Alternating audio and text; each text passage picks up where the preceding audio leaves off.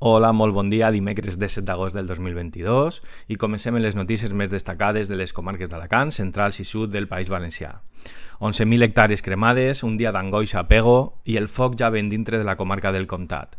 Pobles com Balones, Benimassot, Margarida, Fatxeca, tot el lind en la Marina Alta, just la zona més rica a nivell natural, però la que més pateix el despoblament. Segur que els polítics, en cop de barallar-se, ara comencen a traçar un pla per al futur. Segur. Notícia curiosa i vinculada en l'anterior, l'interior d'Alacant lidera el rànquing dels pobles preferits pels estrangers per tindre una segona vivenda. Per altra part, es tripliquen els accidents laborals, 6 de cada 10 pensionistes cobren més de 1.000 euros al mes i els centres de salut estan un estiu més al límit.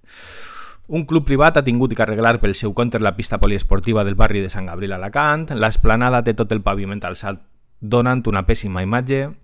Amb l'Ajuntament ja no compta ningú, excepte si li fas arribar fotos per Twitter, que aleshores es posa les piles. L'alcalde de Torrevieja assegura que rebutjarà l'apertura d'un crematori a la ciutat, volien ficar un abocador privat en Monover però el Consell ha dit que no, i Benissa és el quart municipi de l'estat amb el major percentatge de cases buides. A un de vosaltres li han tocat 15 milions d'euros de l'extra de la 11. Enhorabona. Obrim la despensa mediterrània i proposem amanida de pasta amb anxoves, albocat, blat ou cuit amb oli d'oliva Planes Premium, acompanyat de tarongino frisant. Això és tot per avui. A veure si plou el just per terminar amb l'incendi. Siguem optimistes. Mireu-me. Avui serà un gran dia.